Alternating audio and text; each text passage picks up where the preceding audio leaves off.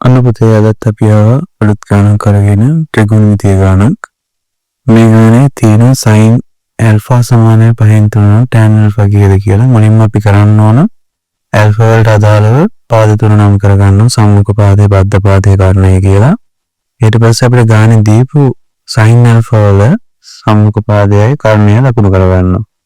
ඒකේ තියෙන සම්මුඛ පාදයට අදාළව සම්මුඛ පාදයේ සහ කාරණයේ දිග වෙන වෙනම අපි ලියාගත්තම අපිට පේන්න ගන්නවා මෙතන ඉන්නවා පයිතගොරස් ත්‍රිත්වයක් කියලා. ඕගොල්ලන්ට මතක තියාගන්න ඕන කරන පයිතගොරස් ත්‍රිත්ව තුනක් මම අද කියන්නම්.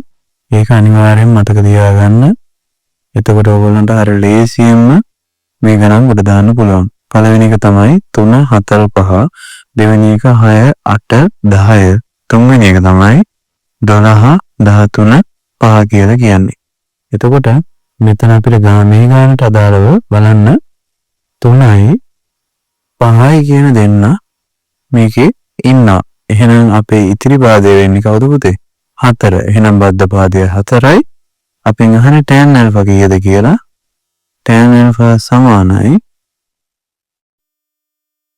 සම්මුඛ පාදයේ බෙදීම බද්ධ පාදය සම්මුඛ පාදය 3යි බද්ධ පාදය.